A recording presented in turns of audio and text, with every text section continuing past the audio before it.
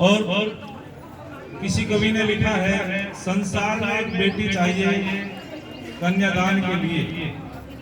कन्यादान है महान हर एक इंसान के लिए। अपनी ना हो गरीब की गोद ले ले पागल, भ्रूण हत्या से बचो भगवान के लिए, दहेज प्रथा से बचो भगवान के लिए। तो निश्चित कन्या तो एक ऐसा दान है जो बहुत ही उत्तम दान बताया गया है, लेकिन दहेज प्रथा भी एक अभिशाप है। बस समय बहुत हो चुका है। आइए थोड़ी सी बात शिक्षा के ऊपर कह करके फिर मैं आमंत्रित करूंगा हमारे जो मुख्य अतिथि हैं बैठे हुए हैं, इनका आशीर्वाद भी हमको मिलेगा। एक बहुत सुंदर बात कही गई, जो मुझे समय दिया गया था उससे आधे समय से भी कमी बोलूंगा, क्योंकि बहुत समय हो चुका है। हमारे बीच में पूज्यपाद स्वामी जी गंभीर महाराज और हमारे सरजीत सिंह पूर्व प्रमुख, इस विद्यालय के सचिव, बहुत ही अनुभवी जिनका जीवन है, जिनका आशीर्वाद हमारे ऊपर बना हुआ है।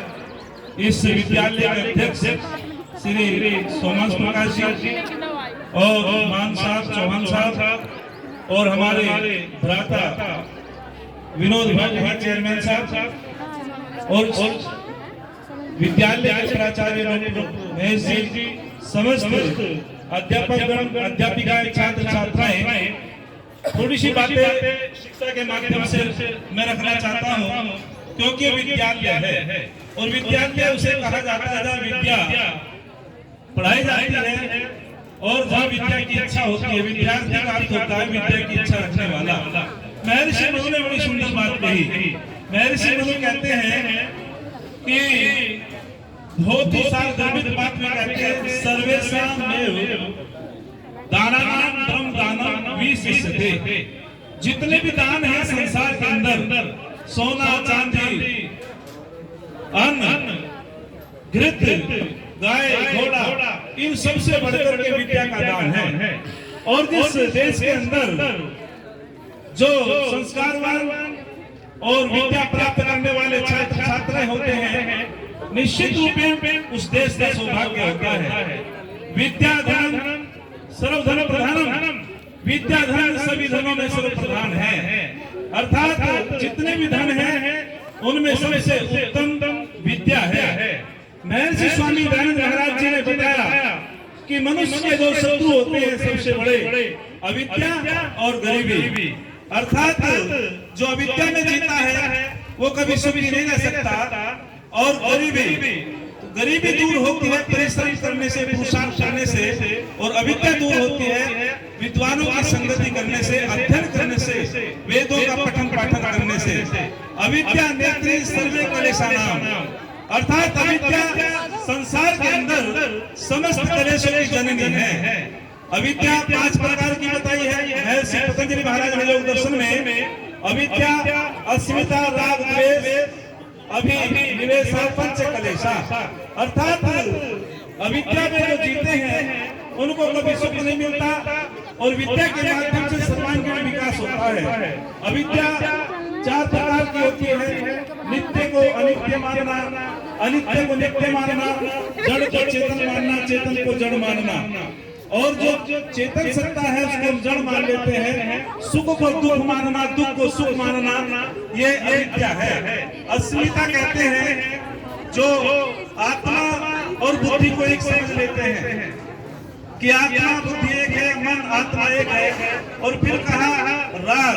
देखो एक शब्द मैं आपके बीच में रखता हूँ, एक शब्द है स्नेह। जब स्नेह को ठीक प्रकार से प्रयोग करते हैं तो वो सुख देने वाला हो जाता है। और जब हमारा माता पिता के प्रति, आचार्यों के प्रति, बुजुर्गों के प्रति हमारा स्नेह घटना शुरू हो जाता है तो फिर वो द्वेष में बदल जाता है।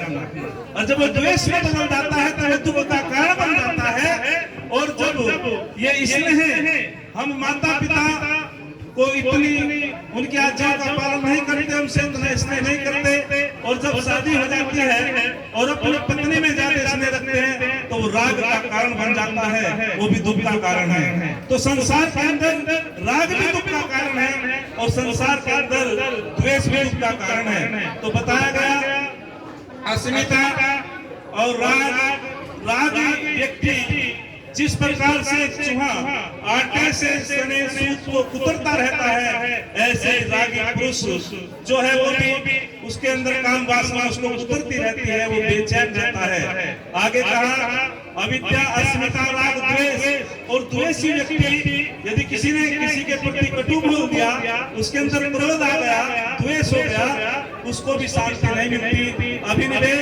अभिनिवेश का अर्थ होता है, अभिनिवेश कहते हैं, अभिनिवेश में व्यक्ति मान लेता है कि तू जीवित रहेगा हमेशा, कभी तेरी मृत्यु नहीं होगी, लेकिन ऐसा नहीं हो सकता भाई। जिसका जन्म है उसकी मृत्यु निश्चित है। किसी ने कहा पुनरपि जननम पुनरपि मरणम पुनरपि जननी जठरे शयनम, अर्थात जब तक व्यक्ति अविद्या में फंसा रहता है उसका बार बार जन्म होता रहता है, बार बार मरण होता रहता है, वो माता के गर्भ में शयन करता रहता है। आचार्य चाणक्य ने कहा, बड़ी सुंदर बात की आचार्य चाणक्य ने, उन्होंने कहा पुनर्वित्तम पुनर्मित्रम पुनर्भार्या पुनर्भयी एतत् सर्वं पुनर्लभ्यम नया शरीरम पुनः पुनः। आचार्य चाणक्य कहते हैं कि संसार के लोगों आपको दोबारा से धन भी मिल सकता है, जमीन आदि मिल सकती है, मित्र भी मिल सकता है, पत्नी आदि भी मिल सकते हैं, लेकिन ये मानव का शरीर बार बार नहीं मिलता।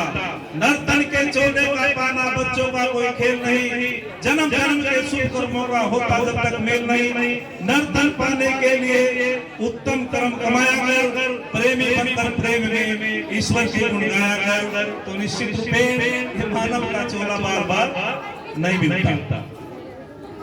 जी हमारे बीच में एसओ साहब हैं, मैं निवेदन करता हूँ कि मंच पर आकर के अपना स्थान ग्रहण करेंगे। एसओ साहब तो 4 प्रकार का ज्ञान हमारे संसार में है, एक उदाहरण देकर के मैं अपनी वाणी को विराम देता हूँ। सबसे पहला जो ज्ञान है उसे कहते हैं सात्विक ज्ञान, और दूसरा ज्ञान होता है संस्यात्मक ज्ञान, और तीसरा ज्ञान होता है परमात्मक ज्ञान, और चौथा ज्ञान होता है निश्चयात्मक ज्ञान, तत्व ज्ञान, यथार्थ ज्ञान। तो जब तक हम सात्विक ज्ञान क्या है, हमने किताबों में पढ़ा है, पुस्तकों में पढ़ा है, क्रोध नहीं करना चाहिए, झूठ नहीं बोलना चाहिए, जुआ नहीं खेलना चाहिए, चोरी नहीं करनी चाहिए, लेकिन मैं छात्रों को एक संदेश देना चाहता हूँ कि जब तक हमारे जीवन में सत्यता नहीं होगी हमारा सर्वांगीण विकास नहीं हो सकता। हमें सत्य का पालन करना चाहिए। तो हमने पढ़ तो लिया कि हमें झूठ नहीं बोलना चाहिए, क्रोध नहीं करना चाहिए, गुटखा नहीं खाना चाहिए, लेकिन हमारे वो जीवन में नहीं है, तो उसे कहते हैं सात्विक ज्ञान। वो केवल पढ़ने पढ़ाने का ही है, आचरण में वो बात नहीं आई। और दूसरा होता है संस्यात्मक ज्ञान। संस्यात्मक ज्ञान क्या होता है? संस्यात्मक ज्ञान होता है एक साथ मन में कई विचार उत्पन्न होने कि कुछ को तो संशय हो जाती है कि ईश्वर है या नहीं, आत्मा ईश्वर है, तो सबसे बुद्धि वाला भी कभी सुखी नहीं हो सकता। और तीसरा है परमात्मा ज्ञान, जब भ्रम हो जाता है व्यक्ति को वो भी कभी सुखी नहीं हो सकता, उसको भय अविद्या घेरे रहती है। भ्रम होता है जब कुछ ज्ञान होता है, कुछ अंधेरा होता है, जब कुछ अंधकार होता है, कुछ प्रकाश होता है, बड़ी रस्सी है समझ बैठे सांप। ऐसी स्थिति में भी जो है व्यक्ति को कभी सुख नहीं मिल सकता। और चौथा निश्चयात्मक ज्ञान। निश्चयात्मक ज्ञान का अर्थ होता है यथार्थ ज्ञान, जैसी जो वस्तु है उसको वैसा ही मानना। तो ये मैंने व्याख्या नहीं की, बस एक क्षण कहकर के अपनी वाणी को विराम देता हूँ। जब तक हमारे अंदर तत्व ज्ञान नहीं होगा, हम अंदर से प्रकाशित नहीं हो सकते। तो तत्व ज्ञान हमको अंदर से प्रकाशित करता है। किसी ने बड़ा सुंदर लिखा है, अरे अपना मुकद्दर जो शुभ है बनाते, दुनिया उनकी धूल पर घूमती है, मेहनत ही जिनका धर्म कर्म है, सफलता उनके चरण चुनती है, सफलता उनके चरण चुनती है। आगामी कार्यक्रम हमारे बीच में मैं